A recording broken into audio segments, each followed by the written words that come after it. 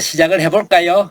우리가 상처 치유의 여정을 이해하기, 왜냐하면 상처 치유 자체가 이렇게 강의를 듣는다고 상처가 치유될 수 있는 것도 뭐 없지는 않겠죠. 그렇지만 많은 경우에는 구체적인 어떤 작업들이나 구체적인 어떤 만남들이나 또 내 자신을 이렇게 들여다보는 알아차림이라 그럴까요? 자기 모니터링이라 그럴까?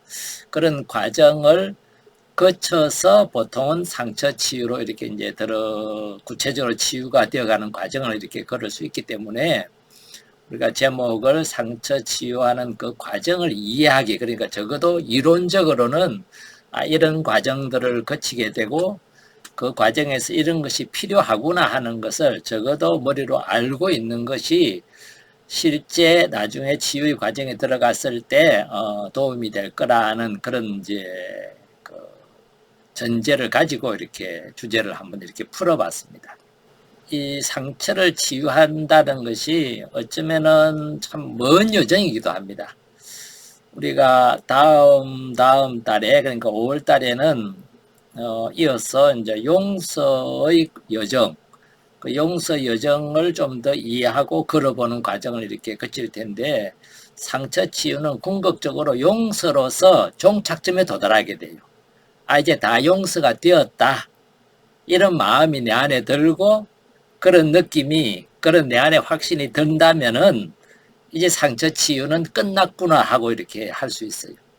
근데 상처 치유가 용서로 마무리되는 그 이유가 뭐냐면은, 용서는 궁극적으로 내 자신을 상처로부터, 뭔가 과거의 그런 어떤 고통이나 아픔으로부터 나를 해방시키는 역할을 하기 때문에 상처의 궁극적인 치유의 종착점은 결국은 내가 해방되는 거, 상처로 인한 여러 가지 그 부작용으로부터 내가 벗어나는 거, 이제 그런 것일 겁니다.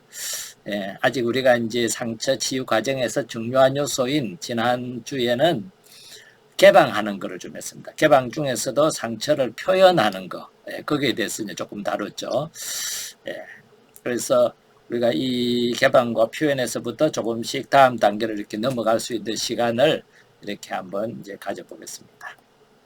그러니까 치유의 단계에서 제일 처음에, 이거는 우리가 이해하기니까 다시 한번 기억해 보시면 좋겠습니다. 상처 치유를 위해서 내 자신을, 또 내 자신 안에 있는 상처들을 내가 좀 치유해서 내가 좀 성장해 봐야 되겠다는 그 결심, 뭐든 결심에서부터 시작을 해요.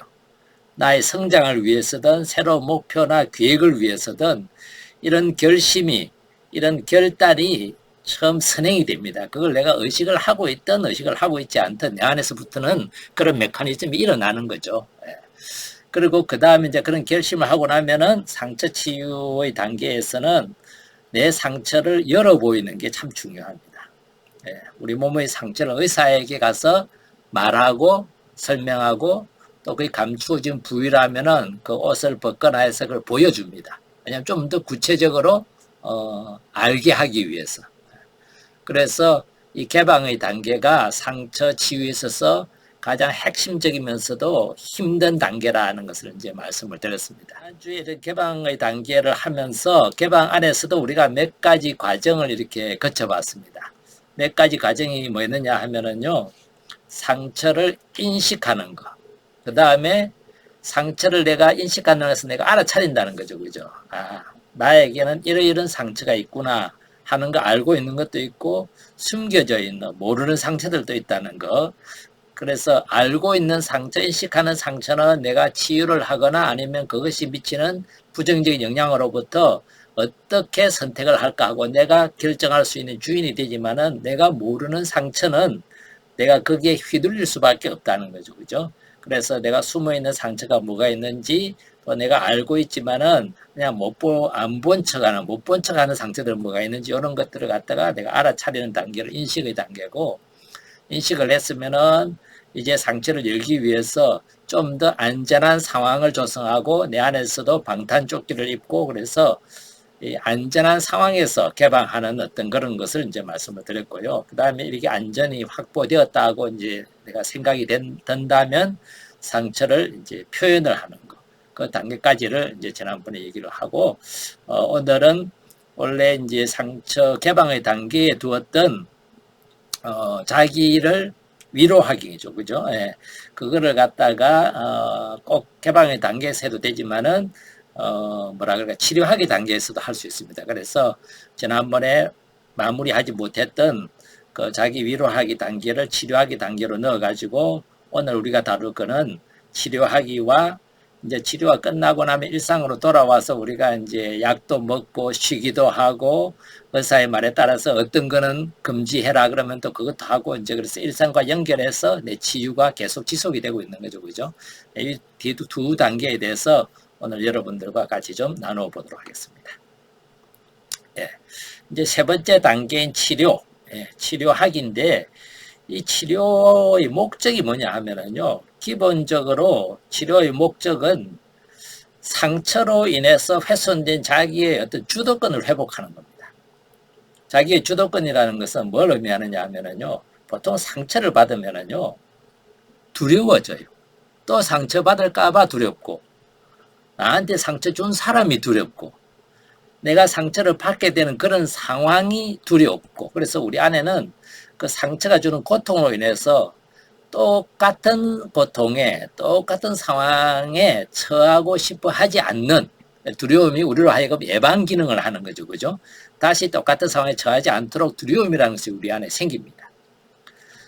그래서 이 두려움은요, 그냥 그 상처를 준 사람, 상처를 준 상황에만 머무는 것이 아니라 우리를 조금 더 보호해주기 위해서는 두려움과 비슷한 그런 어떤 상황으로 확대되는 경향이 있어요.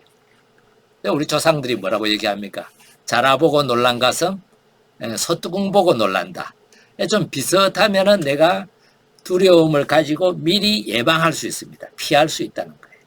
그래서 우리 자신을 보호하는 그런 기능은 내 안에 있는 그 두려움과 내가 경험했던 두려움과 유사한 상황이나 뭔가 조금만 비슷하면은 미리 거기에서부터 회피하고자 하는 그런 경향이 있죠.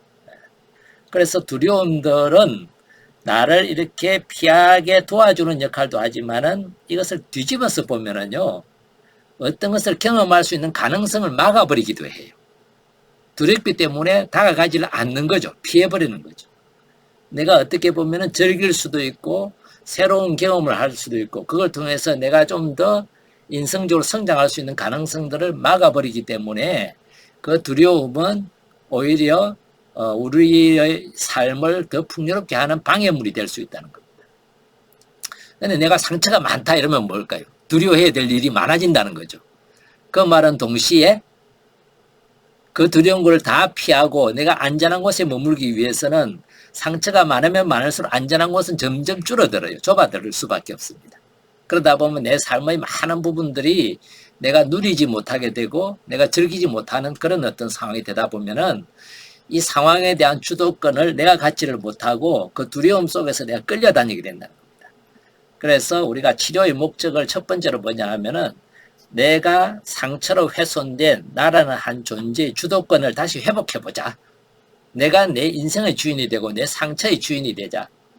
내가 두려움 때문에 자꾸 피하고 숨고 뒤로 그냥 물러앉고 이렇게 하는 것은 두려움이 내 삶의 주인이지 내가 주인이 아니라는 겁니다.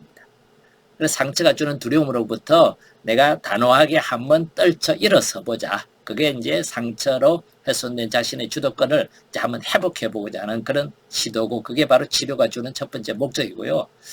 또 하나 치료의 목적을 우리가 아마 생각을 해본다면요. 상처가 나면은요.